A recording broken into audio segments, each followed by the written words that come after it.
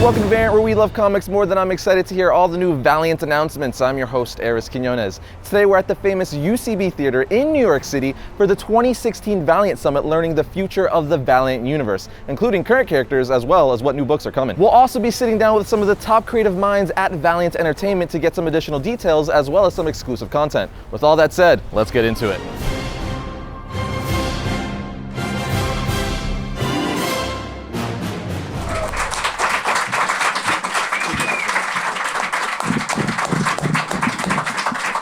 How's everyone doing today? Woo!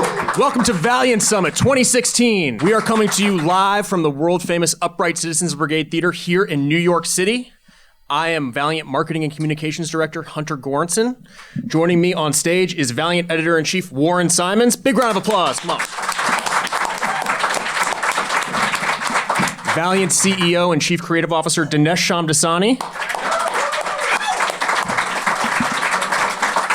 So coming up first is a book that you guys already know a lot about, a character that you guys all know a lot about, from a creator who's really rising through the ranks quickly here at Valiant and in the entire industry. Let's bring up our first guest, the wonderful Jody Houser. Woo!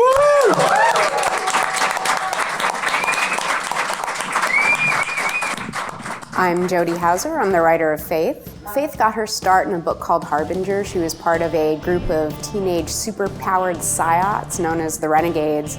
So she was always very much a supporting player in a bigger team. And this miniseries is exploring her out on her own for the first time as a superhero, really her out on her own for the first time as an adult, living in LA and just trying to make her life work and maybe save the world if she needs to also. So in her monthly series, Faith is going to continue establishing herself as the premier superhero in LA. Her supporting cast is going to grow as she meets new people in her new life, and she's going to get her very first supervillain. Faith is such a positive character. She's someone who, when she got superpowers, she was just so excited to be a superhero and to make a difference. And she has tragedy in her past. She was orphaned at a young age, and growing up, the comics and the movies and the TV shows that her parents loved was a way for her to connect with them. So she takes a lot of these values and her moral code from the same sci-fi shows and comics that we all grew up reading. So I feel like seeing how these themes play out in the real world for her, you know, what she takes from them and what works and doesn't work. I just want to keep exploring that. I think it's a lot of fun. I definitely want to keep the connections. We've already seen her and Archer, who's from the book Archer and Armstrong, how they connect, and I'd like to see how she works or doesn't work well with some of the other players in the Valiant universe. So my favorite thing about Faith is her positivity, and I love grim and gritty superhero comics as much as anyone, but I think the sort of positive, hopeful core is what made the genre as big as it is today, and that's something you always want to have represented in publishing. Faith is gonna be really tested as to how much she can accomplish on her own. I mean, she wants to be a superhero, she wants to save the world, and I think sometimes the hardest thing you can put a character through is giving them what they want. The Harbinger script that we have in by a very talented writer named Eric Heiser is phenomenal. I will go as far as saying I think it's the best unproduced screenplay in Hollywood right now. It's certainly the best unproduced comic book screenplay in Hollywood right now. And Eric has knocked it out of the park. Faith may be the shining star of that script. She is exactly what you want to see. She's amazing. I'll tell you one scene. I'll give you one little thing, because I'm so in love with this. And Eric's going to kill me for doing this, but it's worth it. So there's a scene where PRS attacks the house, or the force of the bad guys attack this house that all the Renegades are at. And Faith hasn't joined the Renegades yet, although she's been activated and she knows the address she's coming.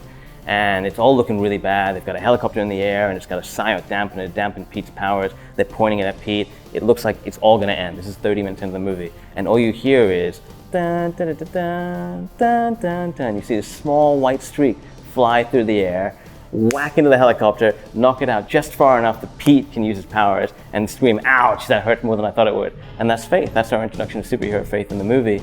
And I think it's going to be like nothing we've seen before. And that's what Harbinger is. Both the book, the movie, everything we do, it's nothing like you've ever seen before. It's a smarter, more sophisticated, more realistic take on superheroes and humanity and the human condition, really. Let's bring Mr. Fred Van Lente to the stage.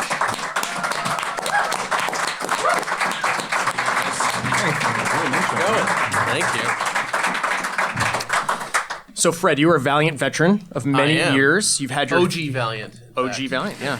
You've gotten your hands on pretty much every corner of the Valiant universe in some capacity or another, but your next project is going to be something I think a bit unexpected. You want to tell the folks at home what it is? Francis Portel and I will be doing an ongoing Generation Zero series starting in August. Yeah. Generation Zero, we're all kids raised to be human weapons by this shady defense contractor, Project Rising Spirit, but they've escaped and are now kind of roaming the world, trying to locate kids in need and helping them. They call themselves a militant youth rescue organization because when you're a weapon, we've been raised to be a weapon, you see everything in terms of creating giant smoking craters in the ground. So if you invite them to your town to come help you, they will help you, but they might, set the town on fire in order to do it. I like to describe this book as The Authority meets Archie. Valiant really hasn't had a teen book yet, and it's fun sort of setting a book in a small town and setting a book in a high school environment, and I certainly have not done much of this myself since I was that age, so it's very exciting to sort of relive those memories and sort of dealing with sort of the mythology of a small town and how even in the school it's got its own sort of legends and rumors and mysteries, and it's very much sort of a high school Babylon type situation because, like all high schoolers are kids, sleep with each other and do drugs and drink, and it's kind of a sort of pulling back the veil on your average high school and doing like a high school confidential thing, and it's excitingly sleazy. I think there are a lot of similarities. There's a lot of satire going on here. There's a lot of humor. There's a lot of violence. There's a lot of irreverence. But it's similar because Archer and Armstrong formed we're essentially a family of two, and they were brothers essentially, even though they didn't have the same parents, And in much the same way, the Generation Zero kids are a family unto themselves, and then have to deal with then this other surrogate family that they find in Rook itself. And so there's a lot of internal conflicts pulling them apart and together at the same time. My favorite aspect of the story is it is fun to sort of relive your teenage years and deal with those characters for whom everything is kind of frightening and new and exciting. Much in the same way that sort of the sort of superpowers are sort of new and frightening and exciting, we're sort of treating the Generation Zero characters almost like creatures of folklore. They're beautiful and they're powerful, but they're also terrifying, and mortals often do not come out very well when they encounter them. So I kind of want that sexy edge of it being both enticing but dangerous at the same time. So that's what I'm trying to get out of the book. It's almost like kind of a science fiction fairy tale. Generation Zero will be one of the most important books in the Valiant universe, and I'm not just saying that. It's going to be awesome, and you'll have to read it to find out why. So we've talked about two very exciting new series so far. The one coming up in September from the Future of Valiant, I think, is one that everyone at Valiant has been talking about very, very, very excitedly behind the scenes. In hushed tones. In hushed tones, quite unlike anything we've done before. Dinesh, what can you tell us about Britannia? Britannia, I'm so excited for Britannia. This is one we've been cooking up for a long time. We made a couple of test swings with Divinity, a first new character, with Faith elevating a character in her own series. We were very lucky. People loved the books and they became big stars. And so now we're going to go and double down with Britannia as one of the two things that we're launching here. Britannia is the world's first detective. It's about this guy, Antonius Axia. He's a legionnaire in the Roman army. He is sent to save this girl who's going to be sacrificed by these pagans in front of their pagan god. He saves her, but he looks into the cave that she's going to be sacrificed into, and he thinks he sees a monster in there, a god, and his mind fractures. And to help him and to pay him back for saving this girl, who's a Vestal Virgin, one of the people that's meant to guard the eternal flame of Rome and never let it go out, the Vestal Virgins take him in and they help repair him. And one of the things they do is they teach him about psychology. Very, very rudimentary psychology. They don't even call it psychology. Now imagine Rome at that point. It's a world in which we're dictated by the gods. Our fates are determined by our destinies. This is the man who finally understands that everything that we do is not dictated by external forces, but it might have to do with the way that we think and what happened to us before we got here. And so he becomes a detectioneer. And the story we're telling is about how, because of his experiences with these pagan monsters, he's sent to Britannia, the outskirts of the Roman Empire, where the Romans, the garrison over there, are starting to flee because they're afraid of these pagan monsters, and he has to go figure it out. And so it has a Wicker Man, Supernatural, 300 meets Game of Thrones meets American Horror Story vibe to it. And we're also doing something with a tone that we've never done before, which is it goes a little further than the Valiant book traditionally goes. So we're going to try and redefine what it means to be Valiant. Well, the Valiant universe is the world that we know and live in. And so in that respect, you could tell a story about Nero, the Emperor Nero, a true factual account of what happened with the Emperor Nero, and that would be a story within the Valiant universe. We're not going that far, we're going a half step towards that. We're telling a story that takes place in the time of Nero, and it's about this guy who becomes the first detective. And so he lives in the time before Arris, who becomes Exo Manowar. He lives in the universe with the rest of the characters. He doesn't interact with them because we haven't introduced any characters there, but that's not to say that down the road, the Eternal Warrior Gilad, who was alive at that time, or Armstrong, who was alive at that time, or Ivar Time Walker, who's able to approach that time period, can't meet up with him, or even bring him somewhere else. So first things first, we're going to tell the story of this guy, we're going to make people fall in love with him, we're going to build his origin, and then we'll reveal our plans to slowly integrate him to the rest of the Valiant universe. We're going to go all the way from ancient Rome, right here, to New York City, for a very, very big book. Perhaps our biggest, brashest, certainly probably the most violent of the fall, in Bloodshot USA. So Bloodshot USA is a big, big epic story. The idea is that Project Rising Spirit, the company that built Bloodshot, that invented the nanotechnology, has slowly been dispersing the nanites throughout the population. And they flip a switch, and all the nanites in Manhattan go live, and suddenly everyone turns into weird, bloodshot, violent zombies. So it's kind of a zombie apocalypse story. And the only thing that anyone can do, because PRS wants to blackmail the government and to give them more power, more control in order to get the antidote, the only thing anyone can do is send Bloodshot in, essentially to invade New York City. So it's an invasion of America by Bloodshot to save America from itself. We're going to have a bunch of other Bloodshots that Jeff has created over the course of his run, including a Sergeant Rock-esque World War II Bloodshot, who is constantly antagonizing the other Bloodshots for being weak and soft, kind of our grandfather's generation, how they might look at us. We have a Vietnam Bloodshot, we have a Cold War Bloodshot, and then we have my favorite creation, which is Bloodhound, which in one of the issues, Bloodshot is talking to his dog for much of the issue, and he's saying, "I knew you were smarter than all the others, boy," stuff like that. So it's really brilliant stuff. And then we're also going to be seeing Livewire, possibly Exo Manowar, possibly Ninjak, Deathmate, who we're going to reveal in the coming months. So it's going to be a big, broad kind of event, but in the same style of the Valiant, which was a 4-issue limited series that Jeff wrote with Matt Kint and Paulo Rivera drew. It's going to be self-contained unto itself. It's not going to wrap into other books. It's not going to be any bigger than the 4-issue book, but we feel like it's big enough to make it sort of a prestige style big book for us. We're excited about it. Lots of updates on the Bloodshot movie. We're very excited. We've got great partners. Sony Pictures, one of the big studios. They're huge fans of Valiant. They've been really supportive. Neil Moritz, an original film to the Fast and Furious franchise. They've got the 21 Jump Street franchise. They're big Valiant fans as well. We've got a fantastic script. We're out to actors at the moment. We're going to lock our actor and hit straight into shooting after that. We've also announced at the same time Harbinger, which is connected to Bloodshot, and everything comes into Harbinger Wars. That is moving along very, very quickly as well. So I can't say anything, and I feel bad about this because it's all hush-hush because there's so much going on. But rest assured, big things. And like we like to do with everything like we're here today to do, we like to build a bunch of stuff together and then announce it in a big wave and say, look, we're not planning to do this stuff, we're doing this stuff. And so when you see us make our film announcements, we're going to make big film announcements. What you've heard already, I should preface by saying, was leaked. We were not willing or wanting to put it out there because we wanted to wait until we had the movie greenlit. But unfortunately, the North Koreans wanted the news out, and so the news got out. Have any of you heard us teasing Savage over the past couple months? Yeah? Savage is an awesome book. B. Clay Moore's writing the thing for us. Creighton Henry and Louis Arruss, our team, we've put a big team on this book because we're really excited about it. The idea is that 15 years ago, one of the biggest soccer stars in the Valiant universe and his pregnant model wife, on the way back from a game, crash land on this island, this mysterious island. And they disappear and everyone thinks they're dead and no one knows what happens to them. Essentially, David Beckham and Victoria Beckham, but pregnant Victoria Beckham, left their kids at home, crash landed on this island, and the world didn't know where they were, couldn't find them, forgot about them. Cut to 15 years later, and we open the book with 15-year-old protagonist of the story.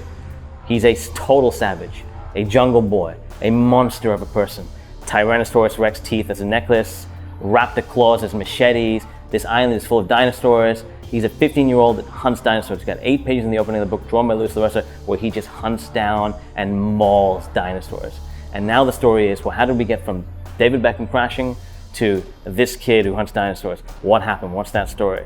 And so we're going to tell that story, and it is awesome. It is vicious. It's going to be a big book for us. We're very excited. This character is a character that will become a major component of the rest of the universe, much like Divinity did. So we'll slowly be integrating him into the rest of the universe. We'll have him very quickly introduced to the other heroes in the Valiant universe, and we're going to see them play off of each other. Prediction is, and our hope is, that he becomes a big tentpole pillar of the Valiant universe, and we get to see maybe he and Arris become best friends because they have a similar point of view, something a little bit more primal. Maybe him and Ninjak don't get along because Ninjak is, English and he's an upperclassman. This kid is a savage, he's a lower class. So we're gonna have a lot of fun with those characters. We've been very lucky. We're the best read publisher every year the last 4 years. We've been publishing for 4 years. People really seem to like our books. For us, it's as simple as the most important thing to us is the story. Every decision we make, whether it comes from editorial, marketing, sales, licensing, film, everything, every decision we make is about how do we make the best comics. That's all we're here to do. We're a comic book publisher, we just want to make the best comics. And when you do that, you free yourself up to not worry about all the other stuff that goes on. And I think that's why our books succeed. We also don't overextend. We only publish 8 to 10 books a month because we want to make the best 8 to 10 books we want in the industry. We don't want to publish 20 books and make 20 of the okayest books in the business. So I think our approach is very story-centric and people respond to that. Savage is an all-new creation coming to Valiant, but that doesn't mean some of our old favorites have gone away. Anyone here reading Archer and Armstrong right now? The Adventures of Archer and Armstrong? Any Rafer Roberts fans in the house? Yeah? Let's bring up Mr. Rafer Roberts to the stage. Applause, guys.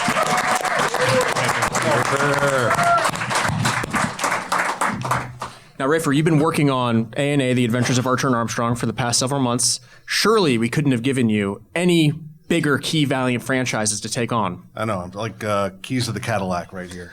What are you working on next? The next book that I will be writing is called Harbinger Renegades. Ooh. Round of applause, guys, come on. The new series featuring the Harbinger Renegade kids, it takes place about 2 years after the original series, where you had these superpowered teenagers who went up against a giant of a supervillain and fought him and lost hardcore to the point where they actually kind of made the world worse. And now it's 2 years later, they've had time to lick their wounds, and while none of them are really too into getting back into the superhero game, other than Faith, who is the epitome of goodness and decency and has been fighting the entire time, they have had time to lick their wounds, to let the scar tissue heal, so to speak, and now are seeing how the world has been affected by their actions and by these other corporations who are taking advantage of people and are getting back into it to help people and trying to learn from the mistakes from the first time they went up against the evils that are facing the world. Everybody's coming back who's still alive, so sorry everybody, no Flamingo. But Chris will be coming back. When we last saw her, she was in prison for her actions as a renegade, but now she's out living with her girlfriend in this crappy little one-bedroom apartment, trying to put her life back together and actually starting to succeed.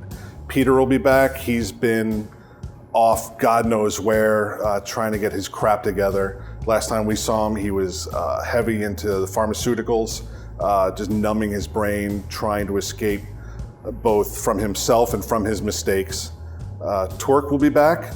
He's been, as we've seen in the Faith miniseries and from the new ongoing, he's joined the establishment, so to speak. He's become a reality TV star, kind of become the distraction to the world's problems. And Faith will be back, where she's been continuing to fight against the villains of the world, living the life of a superhero with the secret identity and fighting crime and being everything that's good and decent that we know about her. So of all of them, she really is the best. Themes, there's a lot. As we've been developing the series, we've been taking, to borrow the phrase from the original Valiant, taking a look at the world outside your window, looking at the problems that real people are facing, but approaching them from the point of superheroes, where you look at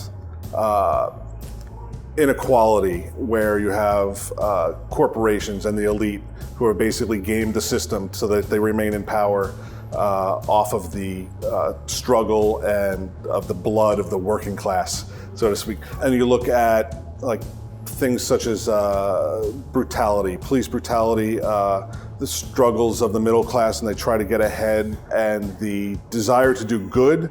All of us want to do good, but it takes a great deal of sacrifice in order to actually go out and fight against inequality. You risk losing your job. You make sacrifices with your family. You get a nice, comfortable life. Do you risk all of that in order to try to help somebody else? Most people don't.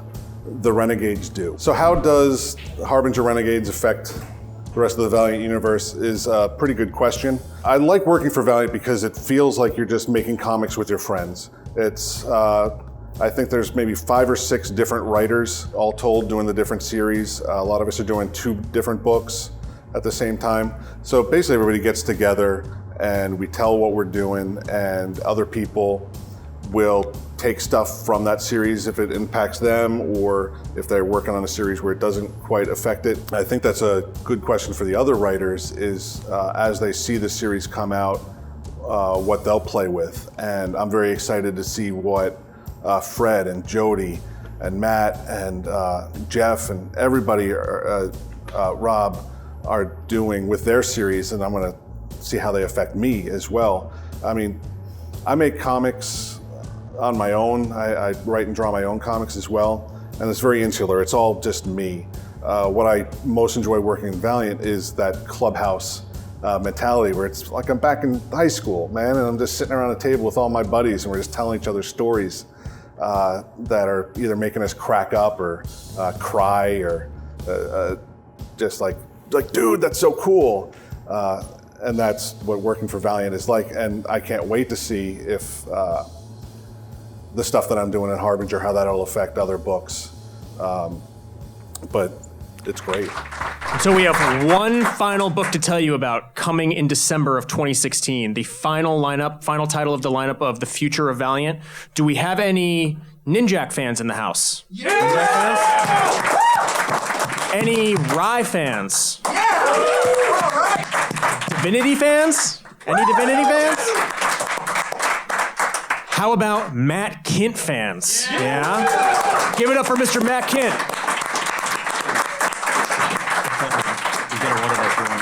I was clapping the hardest for Ninjak back there. Harder than all of you guys.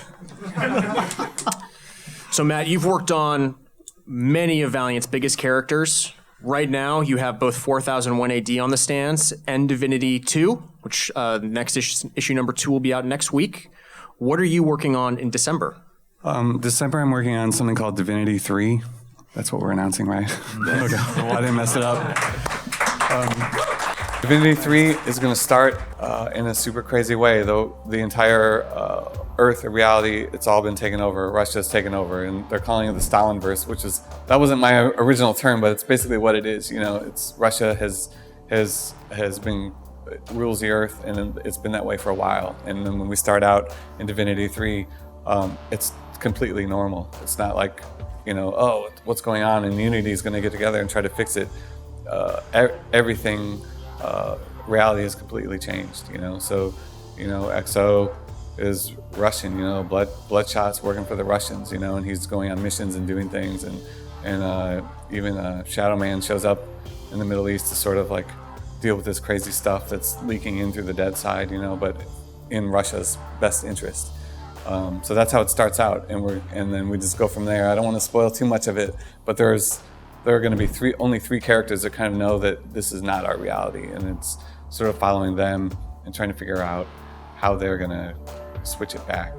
If the whole world doesn't know that this is the wrong thing, then how do they convince people to sort of join their side and fix reality? The beauty of it is seeing all the characters sort of Russified, or Stalinfied, and getting to see like XO in his like red and silver armor, and then getting to see Bloodshot like with the star on his chest, and then Shadow Man with his sickle, and then the hammer on the end, So getting to sort of see those characters and see how they're they would play out in a Russian-ruled Earth or whatever is going to be, to me, the fun part. Visually, it's the fun part, and then story-wise, it's just going to be crazy fun as well. To me, when I first started Divinity, I had the idea to at least do a trilogy. By the time I got to the second one, I was like, I had an idea for a fourth one. So there will be at least one more arc after this, which I'm not going to spoil, but I definitely set up seeds in the first 3 arcs to pay off in a fourth story. So it's, to me, the beauty of working with Valiant and getting to write the books the way I'm writing them is I can plant these little seeds, and tell a complete story that works on its own, but sort of plant these seeds to build to a thing I'm working on later, So like when you finally read, like if it ends up being 12 issues, you'll be able to sit down and read all of it, and it's one big story. So that is the slate that we have for you. This is the Future of Valiant, beginning in July with Faith, going all the way through December with Divinity 3 Stalinverse. Thank you so much to our incredible audience here in the theater. Big round of applause for yourselves. And that brings another episode of Variant to a close, but be on the lookout for all of Valiant's new titles and check out their current stuff. I put the link for all those in the description below. Also, keep an eye out for some more Valiant love here on Variant within the next couple months. We're also going to be collaborating with Valiant on a bunch of other stuff the next few months, including some exclusive content you'll only find right here. And that brings another episode of Variant to a close, but remember, you can always like our Variant Facebook page to keep up with the show and all things comic related. You can also follow Variant on Twitter at Variant Comics or me on Twitter at Arris_Quinones. But I'll see you guys next week when I talk about all things comics.